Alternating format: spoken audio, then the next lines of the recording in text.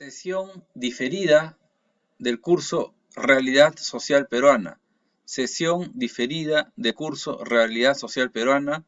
Sesión asincrónica, semana 6. Semana 6. En esta sesión lo que quiero ver es hacer un repaso, digamos, un repaso de lo que es el Estado oligárquico, de lo que fueron las décadas del Estado oligárquico, haciendo énfasis en sus aspectos sociales, haciendo énfasis en los aspectos sociales. Entonces voy a comenzar primero definiendo qué es el Estado oligárquico. El Estado oligárquico es el régimen, el sistema político-social que imperó en el Perú, que imperó en el Perú desde la independencia hasta la reforma agraria del general Velasco. Valga decir, desde 1821 hasta 1969, cuando se da la reforma agraria de Velasco. Recordemos que cuando se da la independencia, Simón Bolívar da un decreto, el libertador Simón Bolívar da un decreto en el cual liberaliza las tierras, en sus propios términos, liberaliza las tierras, y esto se va a traducir en que un grupo o varios grupos de familias de criollos, van a despojar a los indígenas de sus extensas cantidades de tierras, de sus extensas tierras. Los van a despojar.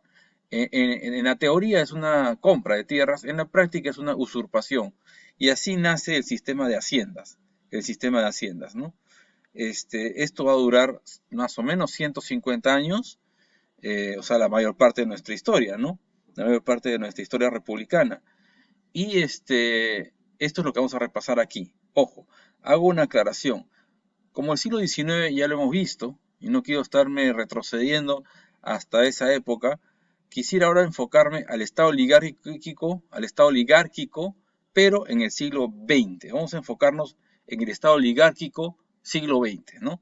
Aunque, como ya les dije, esto comienza antes, comienza con la independencia misma. Pero vamos a enfocarnos en el siglo XX, en el siglo XX. Entonces empecemos.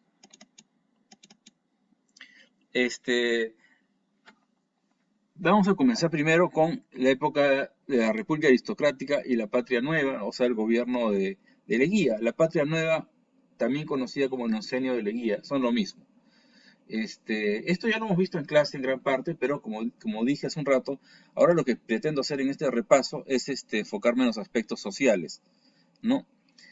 Ya lo dije, el Estado oligárquico, aquí como pueden ver en pantalla, se conforma en las primeras décadas del siglo XX, con Simón Bolívar se comienza a conformar, y se da una desigualdad de clases sociales bastante clara, ¿no? Dominan la oligarquía, que son los poseedores de tierra, y esta oligarquía tiene dos grandes ramas. Los terratenientes, los dueños de la tierra o los hacendados, se dividen en dos grandes grupos.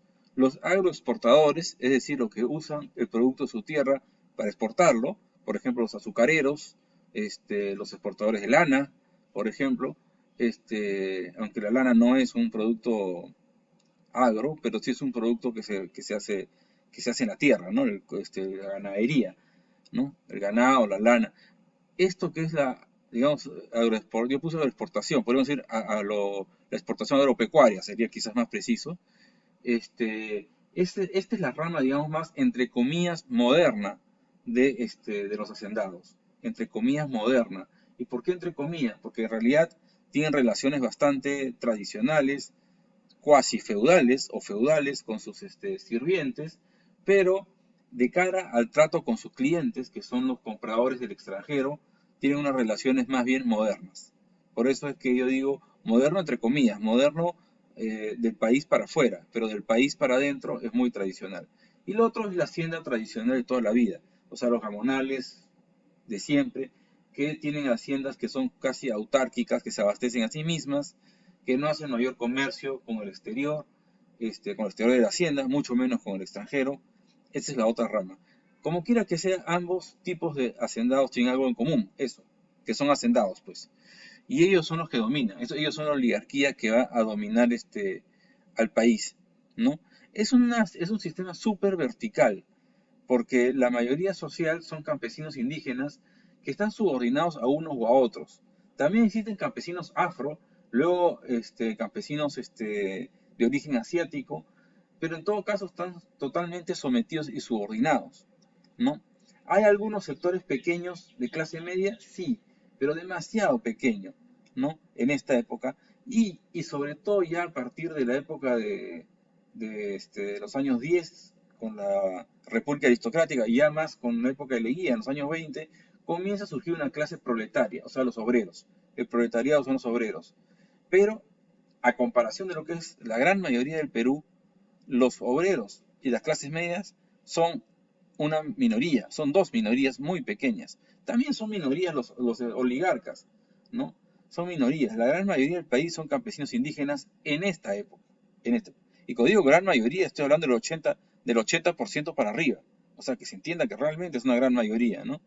Entonces, hemos hablado en este curso del pensamiento de Mariátegui, del pensamiento de González Prada, de La Torre, como pensadores revolucionarios que quieren, que le plantan cara al pensamiento tradicionalista de Clemente Palma, Juan de Arona y otros conservadores. Y todo eso es interesante de verlo, pero no nos olvidemos que este debate y el debate político que hay en el trasfondo es un debate que hasta este momento solo afecta a la minoría del Perú, a la minoría. La gran mayoría del Perú está ajena a estas cosas.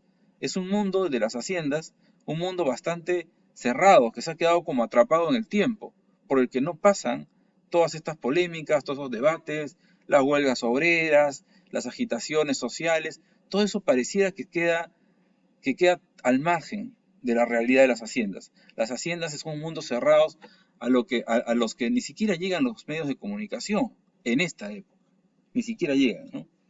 Entonces aquí hay una imagen que es bastante elocuente, que nos hace ver cómo es el esquema de la mayoría del Perú, de esa gran mayoría que vive en las haciendas, ¿no?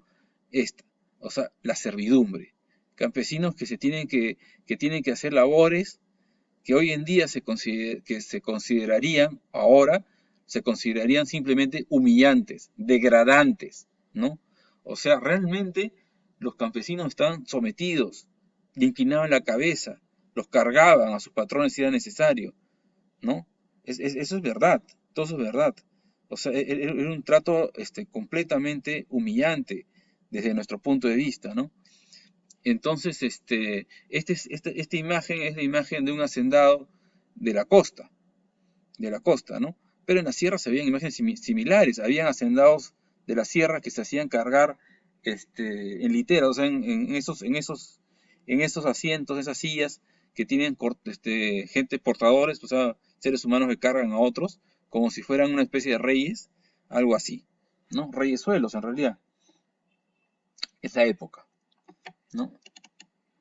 Ahora, este, ¿por qué esto comienza poco a poco a cambiar? ¿No? ¿Qué sucede para que esto comience poco a poco a transformarse? Aún en esta época. Son cambios que van a tener consecuencias, sobre todo a largo plazo. Pero en esta época ya comienzan a sentirse los primeros cambios.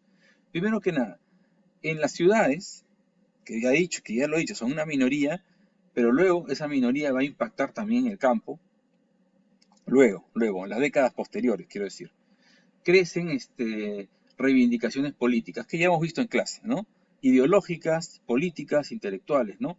Como el aprismo, como el comunismo, aquí cabría añadir al anarquismo. El anarquismo también tuvo un rol muy importante, ¿no? Que demandan cambios en este sistema. Básicamente un sistema más justo, más democrático, más igualitario. Por otro lado, las Fuerzas Armadas y las policías son profesionalizadas. Esto lo hace Leguía y emerge un nuevo actor social muy importante, que son básicamente esto, las fuerzas del orden. Hasta entonces las fuerzas del orden estaban bastante divididas, esparcidas por el país.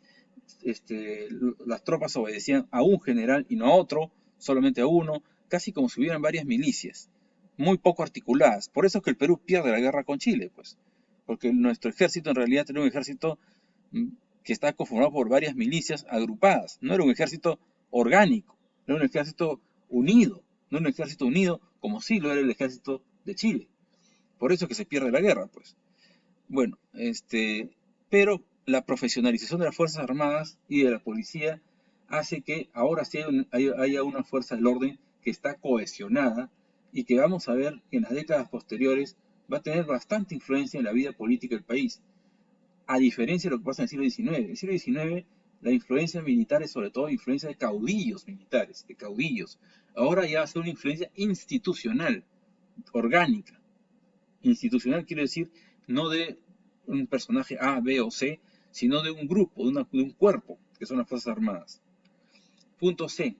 C. El Estado tiene más presencia en la sociedad, pero eso es poco a poco, ¿no? Que las Fuerzas Armadas comiencen a entrar y policiales comiencen a entrar en el sistema cerrado de las haciendas es un gran avance, pero es un avance que no se da de la noche a la mañana. Detrás de él va a venir el avance del resto del Estado, o sea, del Poder Judicial, de las leyes del Congreso de la República, de la Fiscalía, de diversos agentes del Estado comienzan a llegar, diversos agentes del Estado comienzan a llegar detrás de las Fuerzas Armadas y Policiales al mundo cerrado que eran las haciendas. Entonces ya, no está, ya deja de estar tan cerrado, comienza a abrirse. Pero eso es poco a poco, no es de un día para otro, es poco a poco. Y un cuarto punto, el punto D, que no hay que dejar pasar por alto, es la influencia del capital imperialista, que es básicamente el capital de Estados Unidos, porque Leguía establece una alianza entre el gobierno peruano y Estados Unidos. Alianza que se va a mantener, creo que hasta hoy. Yo, sin temor a equivocarme, puedo decir que esto se mantiene hasta hoy en día. Estados Unidos es la potencia extranjera que más influencia tiene en el Perú desde Leguía para adelante, ¿no? Y la influencia, el peso sobre todo cada vez más grande de Estados Unidos a través de diversos proyectos extractivos que tiene Estados Unidos va a hacer que poco a poco vayan a comenzar a perder fuerza los hacendados. ¿A qué me refiero con proyectos extractivos? Me refiero a proyectos como las minas, por ejemplo, la extracción de petróleo también, por ejemplo. Esos son proyectos extractivos de recursos naturales en todo caso, ¿no? Y eso hace que el mundo de los oligarcas o de todas las haciendas que están muy aisladas dejen de estar tan aisladas. Y además se retroalimentan con las Fuerzas Armadas y Policiales, porque ya les dije, el gobierno del Perú, los gobiernos que van a suceder estas décadas, van a tener una alianza con Estados Unidos que se va a mantener hasta hoy. Lo sigo en la siguiente parte. Por aquí nos quedamos.